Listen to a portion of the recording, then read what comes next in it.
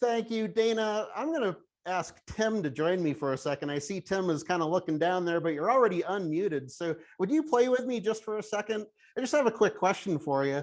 Do you enjoy practicing? Actually, I do. Here's my second question for you, Tim.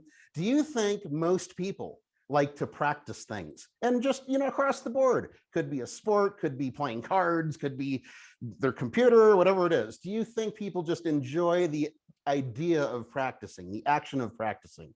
No. Well, why don't we find out? We have lots of people here who like to practice things and some who don't. So in your chat window, will you tell me, do you like to practice? Let's find out what the percentage is here. Just write in chat, yes or no, yes or no. Quick, quick, quick, gotta go quick. There's a yes. I see another yes. There's a no. Hey, honesty is great. Yes, yes, yes. It looks like most people enjoy practicing. Then why is it that so many people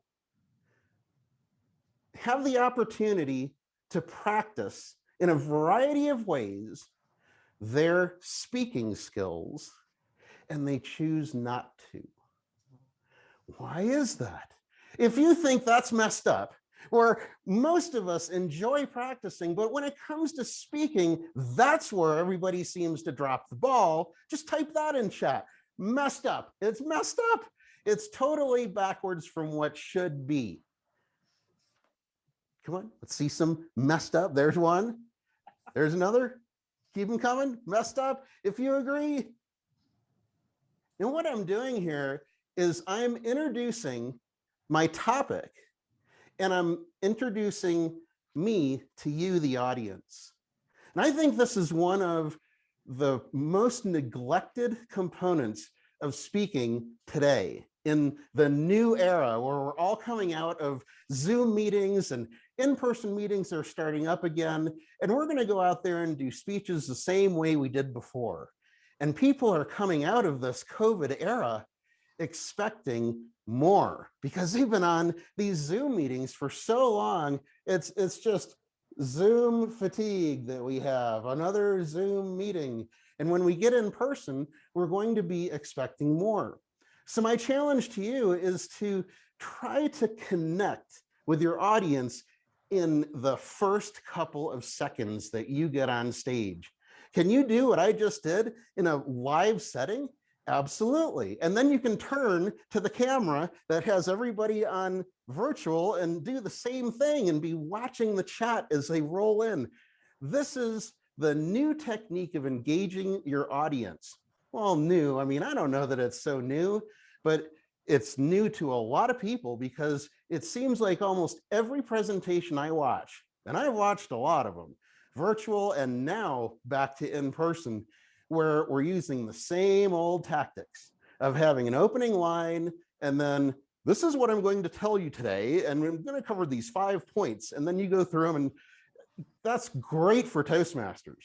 But when you get out there in the real world and you're talking to a group of 500 people and you are the keynoter and they're paying you $10,000, I really, truly hope you don't start your speech that way, because you're going to lose me. And if you lose me, you're going to be losing a quadrant of the audience, at least a third of that audience. So I suggest that next time you give a speech, you open it with connecting with your audience and get them involved. Now let's go back to that topic about practicing. Some of you know that I've been a softball and baseball youth sports coach for 18 seasons now. And there was one year where it was the first time I was coaching a bunch of high school girls. I couldn't believe what I discovered. They all had jobs. So practicing, I always used to set Tuesday and Thursday as practices, and then we'd have our tournament games on the weekend. Worked out perfect. But once these girls got into high school and they got jobs, everything changed. So I wound up having a practice almost every day. I would have a Monday through Friday practice, and I'd have a Sunday specialty practice for batting.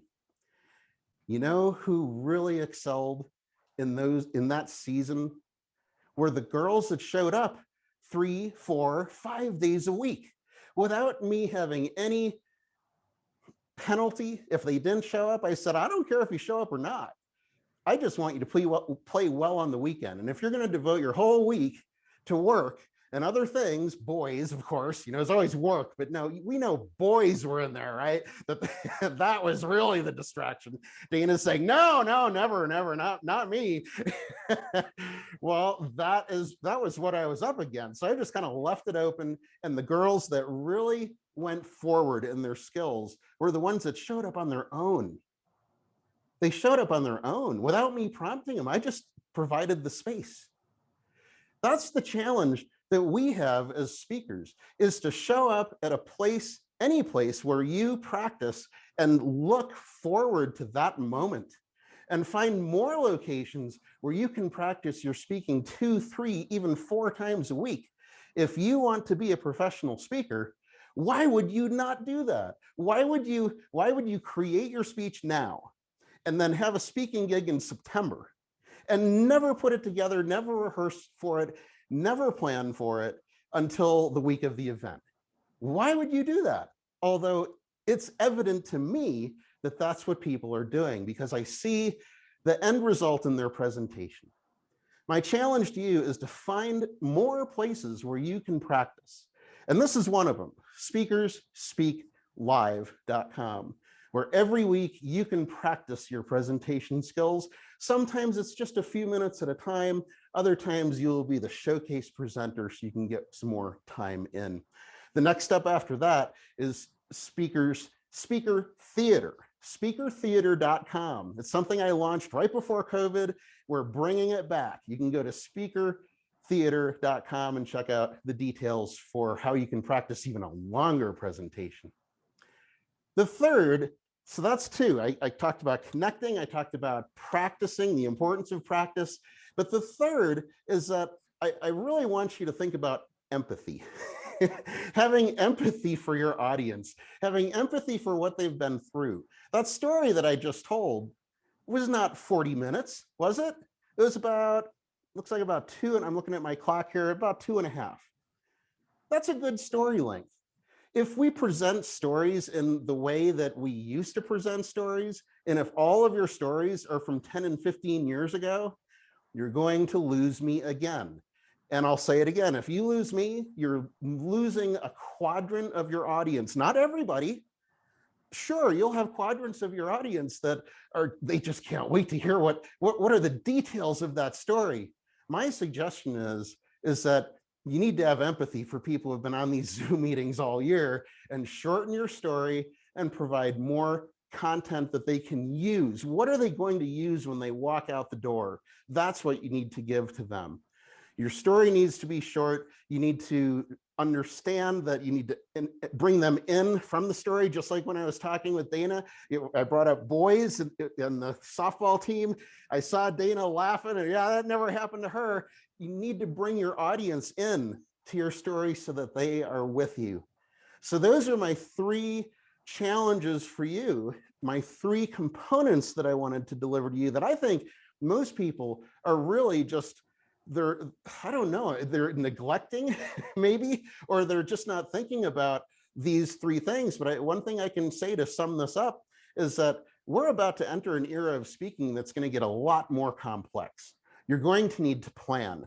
You're going to need to understand this technology. You're going to need to understand another level of your audience that they have been on these darn Zoom meetings for the past year. And it's up to you as a professional speaker to look for any way you can mix that up and get your audience involved.